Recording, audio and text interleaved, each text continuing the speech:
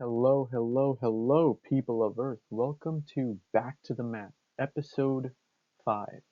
This is a show where I, a former wrestling fan, step back into the world of pro wrestling after many years away. I don't really know what to expect in this era of WWE, and this series is me catching up, reacting, and rediscovering everything I love, or everything I used to love about pro wrestling. You know, so if you've ever taken a break from wrestling or you just want to see someone experience it all again, join me. And today we're going to talk about SmackDown. And before I begin, I just want to mention that I think moving forward, because now I've found out that SmackDown is 3 hours consistent, I'm just going to be shooting from the hip like I did in last episode, as opposed to the Raw episode formats as well as the PLE formats. So moving forward, SmackDown episodes will become a lot more looser, when it comes to the talking points, and we can get through the show a lot quicker, and it's an easier episode for you to digest. Because a lot happened, but at the same time, it was a long night, and this is 2 episodes in a row where I look at the whole show in its entirety and just go, all right, what's next? Okay, this is happening. Okay, what's next? So it looks like SmackDown's gonna have shorter episodes. Uh, let actually, I don't know. Let me know if you want that. I'm not I'm only doing it because what is there to talk about really? There's a lot. There's a lot to talk about, but is it gonna be valuable to you in your time? I don't know. So let me know. I could go through it, but this allows me to get the episodes out a lot quicker because right now it's Sunday. And yeah. Anyway, let's just get into it, right? Yeah, it was a long night, and so we're gonna do a quick rundown. So here's what's on the agenda today, right? Cody versus Drew, the match, what I thought about it, the Danhausen and the Miz segment, and last but not least, Oba Fenny versus Johnny Gargano, and a little bit of everything else. I honestly think that's really the only talking points that's worth talking about, which is weird to say, even though it's a 3 hour show. But yeah, let's get into it. Let's start with the Cody versus Drew match. So, one thing that was a little weird, and I had to actually look this up after because it was bothering me. So when Cody went through the table, and I know like I'm doing no setup here, and I'm just kind of going into it. So when Cody went through the table, wasn't Drew supposed to get like disqualified? And so I looked it up. I'm like, okay, was this like a no DQ match or something? Like what's going on here? Because in the beginning of the match, Drew kind of walks out of the ring, and I'm like, great, okay, 10 count, he's out. Obviously, there's still time left, so that's not going to happen. But then he goes, and I'm like, all right, that's an easy way of getting out of the match and keeping your title. So in the end, I do find out that it's a regular, standard match. All the same rules are in place, but he goes through the table, and I'm like, well, that's it. You know, he kind of, he keeps his title, but he loses the match. But the bell doesn't ring. The referee does nothing, and I'm like, what? What is going on? And this is after they botched the announce table spot. Like it just collapsed on its own, and I'm like, all right, I I think they were like making up for it, or they were trying to like, I don't know, get replace it with a different spot, and I think the table came out, but then it didn't make sense realistically, because I'm like, why didn't he get DQ'd? So that was a little bizarre. in its entirety, I thought the match was all right. You had a botch. You had a run in with Jacob Fatu. You had two referees. I don't know why Drew he headbutted the referee. That referee should have just disqualified him once he woke up. And I'm like, but in the entirety, the match was fun. There was a spot I, I can't remember off the top of my head, but I did at some point believe like, wait a minute, are they gonna have Drew keep the title? But then I look at the road to WrestleMania, and I'm like, no, no, it's Cody taking this home. And so the match was all right. It was nothing special. It was just there to set up Randy versus Cody, and now Jacob Fatu and Drew McIntyre are gonna go at it for in the weeks leading up to Mania. Um, Honestly, I thought it was gonna be like a fatal four way. Very slim chance, but it's what I would have honestly preferred. I feel like everyone together would have been a little more fun, a little more exciting, but honestly, at this point, I'm like, I think Cody might turn heel at Mania, and I know it's a little early, like super early prediction, but I'm like, if Cody just wins clean at Mania and it's just over, and I'm like, eh, that's it. Like, you need to end on a high note, and I think Cody or Randy, honestly, turning heel might do it. Might just put some life back into this because I don't know. I go online and I kind of look through what some of the people are saying, and some people are kind of getting tired. And I'm listening to Cody's like promos, and I'm like, all right, this is like, I'm not saying it's nothing special. I'm just saying like it's pretty standard. It's all right. I'm not getting excited to see like Cody Rhodes, and I'm probably in the minority feeling this.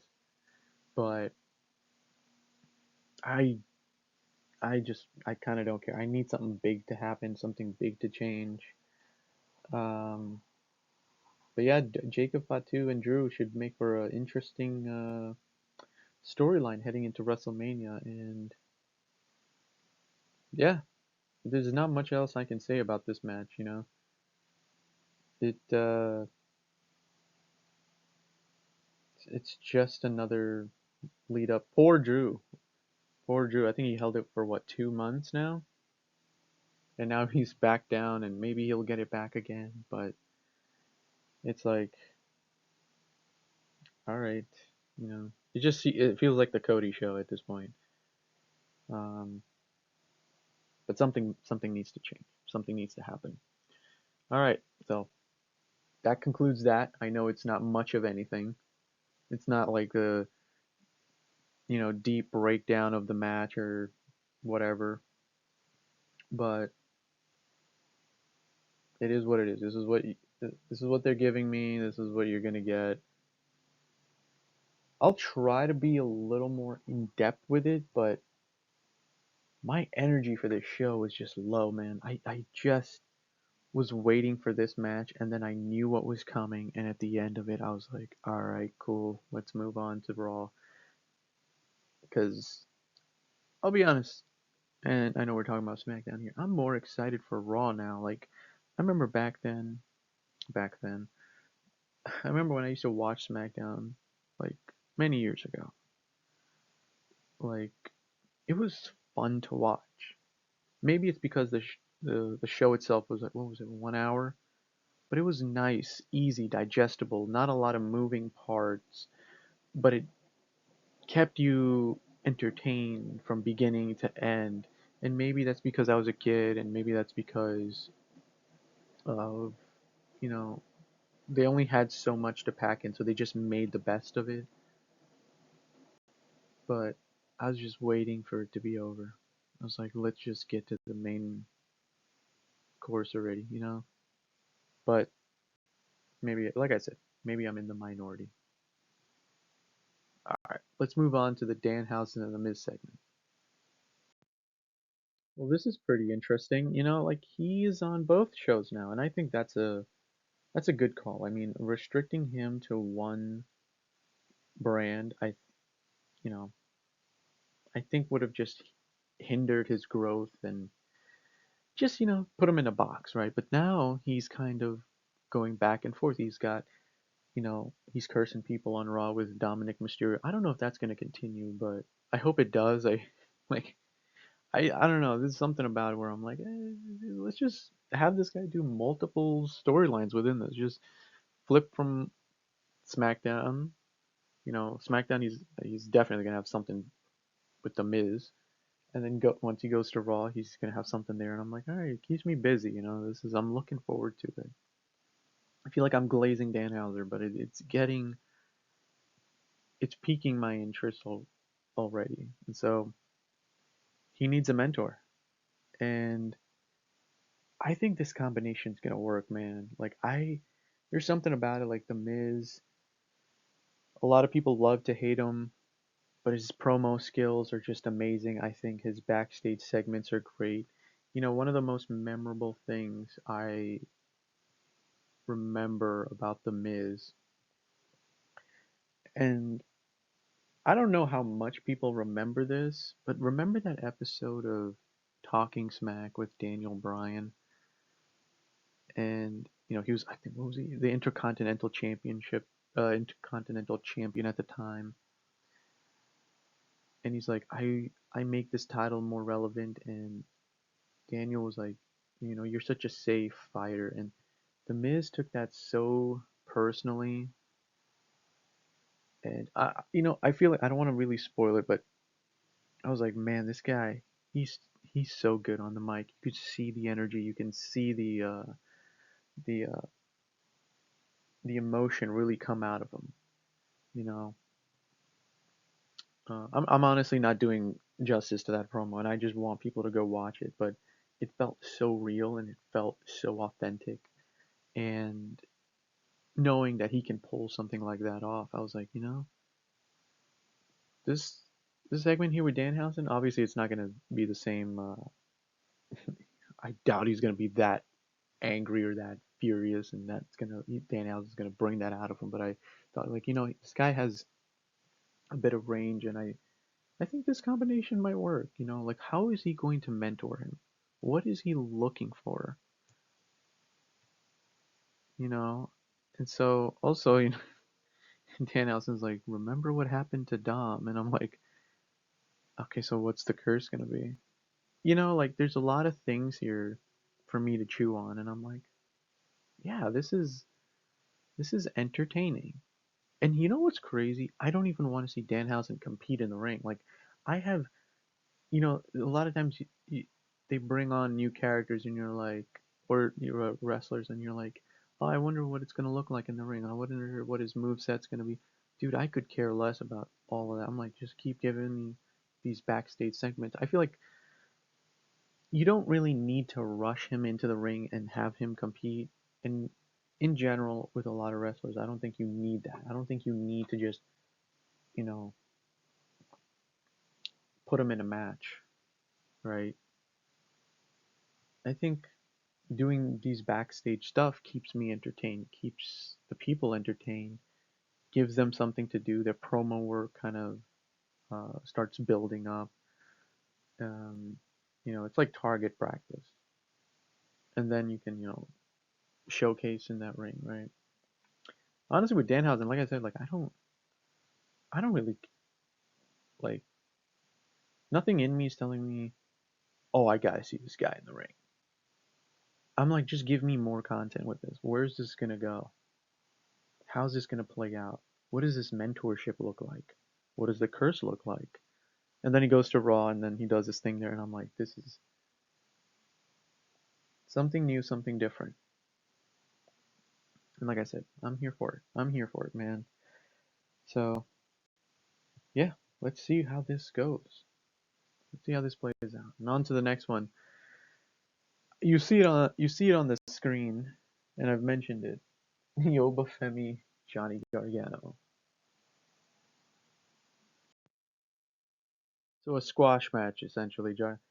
Like from what I've seen online, Johnny Gargano's been this depressing guy for weeks and weeks and weeks. just, I, I don't know what the face down thing is about. I wasn't there for the inception of all that.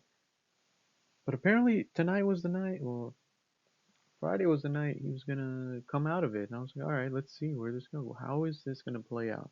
He's been depressed all these weeks, just moping around. His wife is just being like, hey, come on, do something. He finally goes out there, says he's gonna be his old self again, Johnny Wrestling and all this stuff, and then he gets squashed by Oba. Is this where he is now? Is this what's going on? I I don't know, man. Like I feel like it just is a waste. I honestly, what's funny? I thought Oba was gonna be in a thing with Brock Lesnar. Brock Lesnar eliminated him. I thought, okay, that's the setup, right? That's how they're gonna do this. And now he's just squashing people. I just just running through.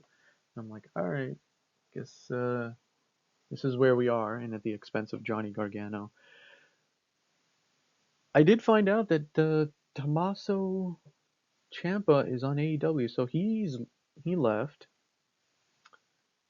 And I feel like just because they were tag team champions doesn't mean he has to be tied to him consistently. And for Johnny to go out there, and I thought he was gonna move forward. I thought he was gonna, actually be doing something. Someone's gonna come out and give him some type of competition, and he just goes out there, does his little promo, I'm back, yada yada, and then he just gets crushed like a can.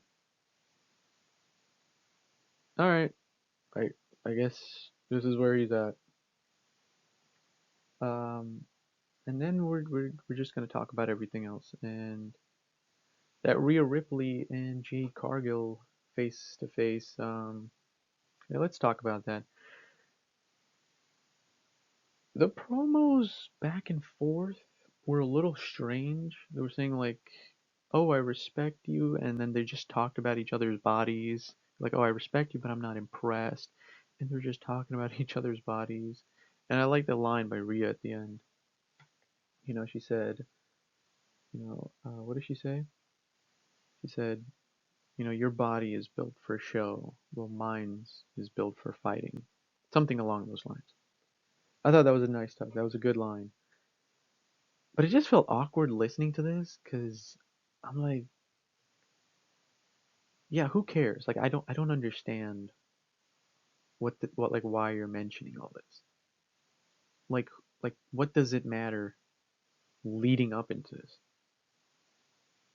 Like, this has to be about something more than I got bigger arms than you. Like, are you like? Is anyone else like? Is this did this sound like off-putting or is this just me? Like, I'm like, is that it? That's all you got? Like, there's nothing else that you guys are gonna really talk about? Is there nothing else to mention or here's the thing. If you ask me, hey, what would your idea be? I have no clue. Like coming back, my mind has somehow just created this blank slate. And so I'm just watching and kind of just reacting and giving my like raw emotion kind of feelings of how I see it. And I'm like, I don't like realistically, is this a promo an actual person would have with another? Hey man, I got bigger arms than you. Yeah? Your body's built for show, mine's is built for fighting. And I'm like, is that what we're doing? Is that where this is going? Is that like what is I hope next week the dial gets turned up a little bit. I sincerely hope so. I'm like, give me something else. Come on. Give me like what is this? But honestly, early prediction, I think Rhea beats her. The same feeling that WWE has for Cody, I think it's exactly the same with Rhea. And if I was Jade, and if that's happening,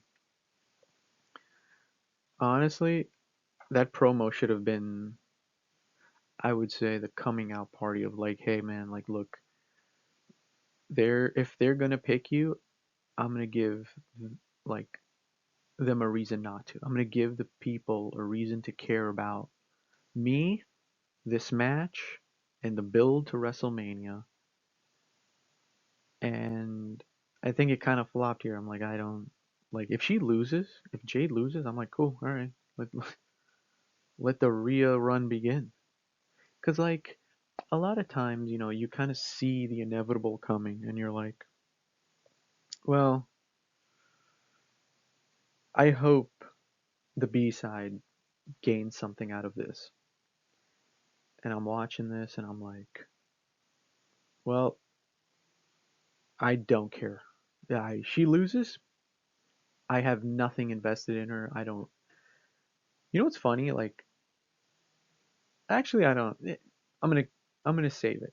I'm gonna save it for next week because if it doesn't happen next week or if nothing happens, I'll just mention it then. But yeah, I Jade Cargill. I feel like she should have had a better promo, something much punchier. Give me a reason to care about this match. It's just kind of watered down. I think, and it's a weird way to set it up, right? Like I know I'm regurgitating like the same thing over and over, but does anyone feel like this? Like, I don't know. Maybe just me. What else is there to talk about?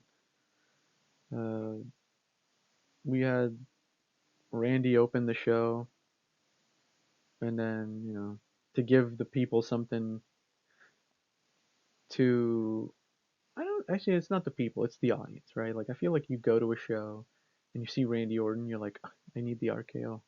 The RKO has to be there. But if you're watching at home, you're just like, I just need progression. I need the story to move forward, right? Because the people in the audience paid money to see a fun, great, high intensity show where, be like, oh, dude, I went to see Randy Orton. He did an RKO out of nowhere. Wow, that was great. But if you're watching at home, you're like, oh, Jesus, he did it on Trick Williams. Like,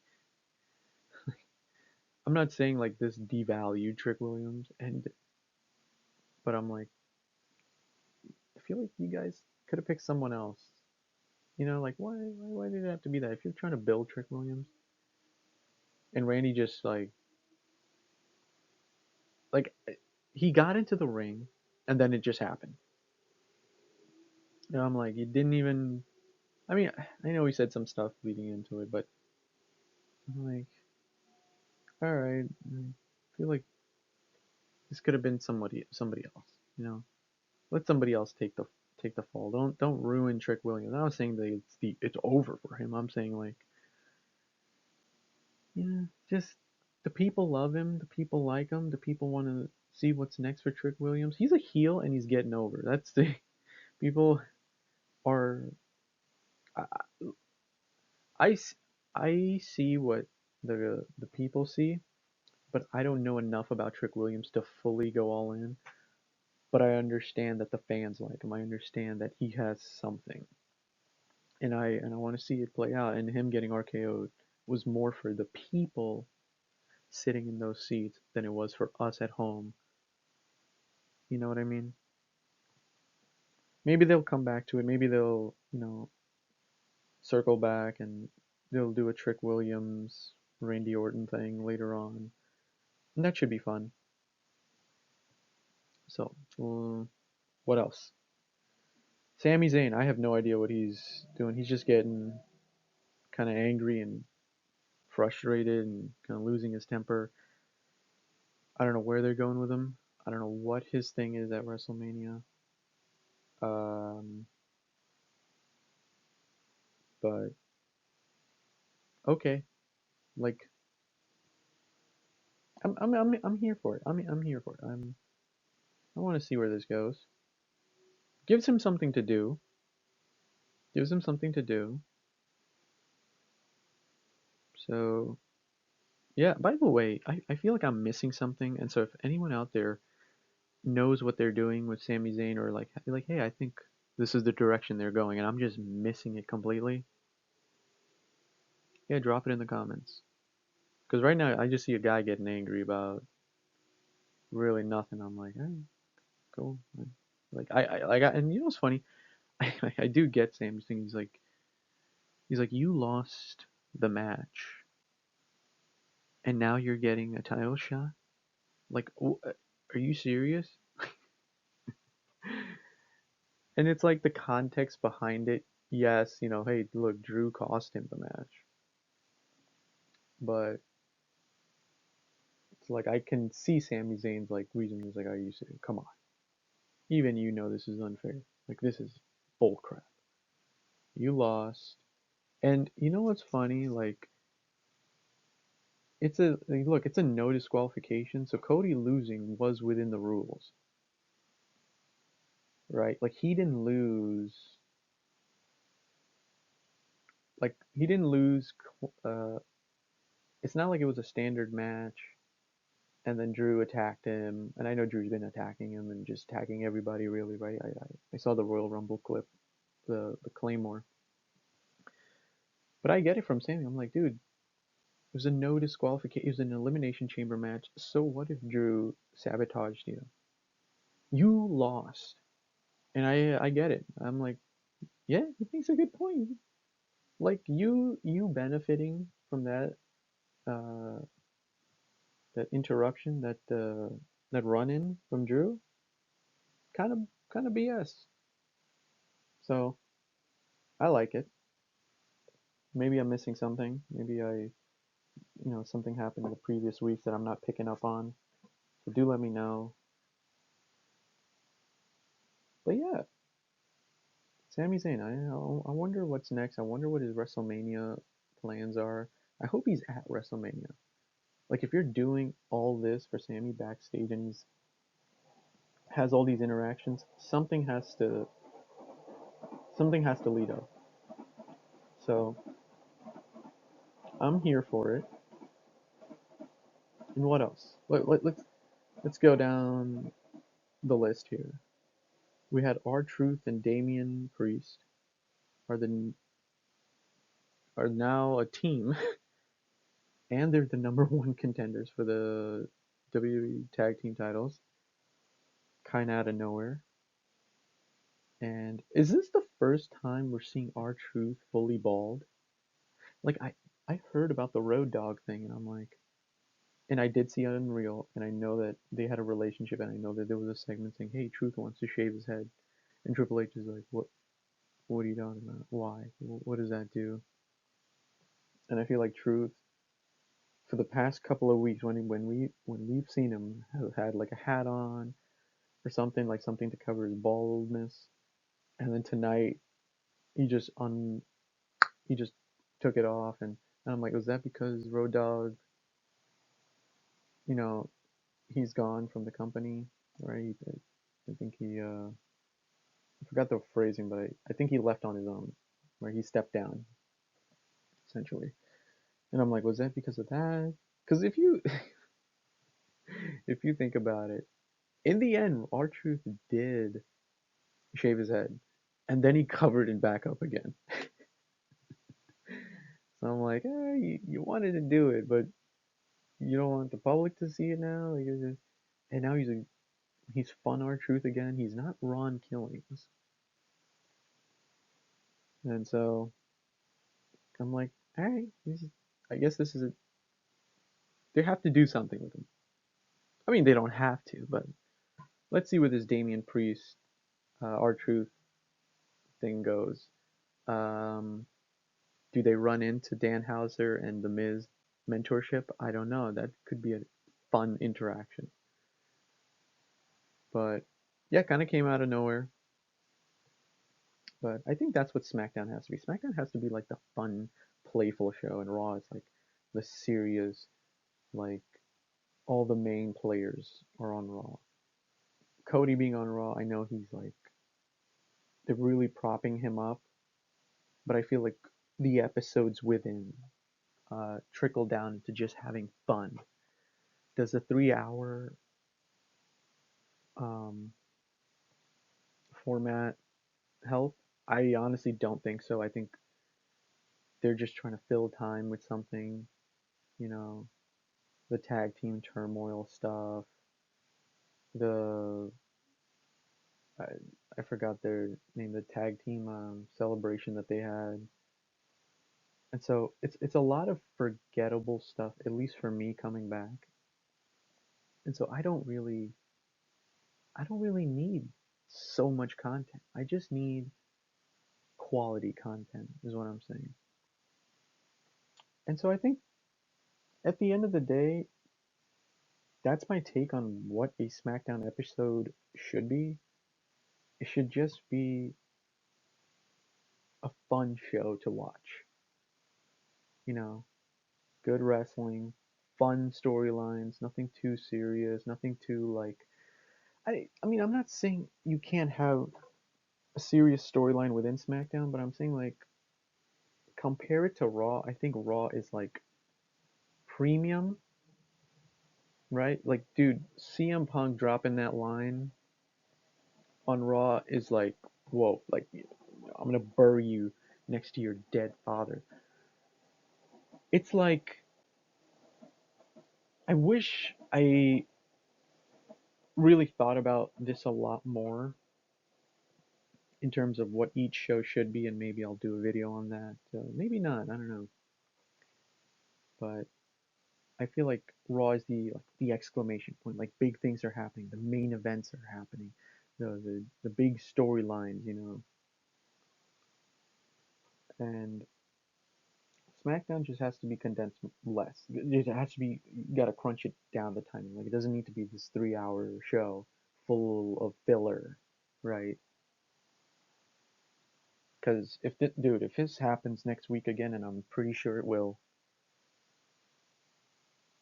these episodes are gonna be a lot shorter, and I'm only really gonna talk about three things, and then everything else just condensed. I feel like I said a lot tonight. I feel like I went a little over time, and maybe I said some stuff over and over. I don't know. SmackDown episodes are going to be a lot looser moving forward, so prepare yourself for that. Or skip this episode. I don't know. It makes the turnaround time for me making them a lot easier as well. I contemplated whether doing it or not, and I just was like, you know what? Do it.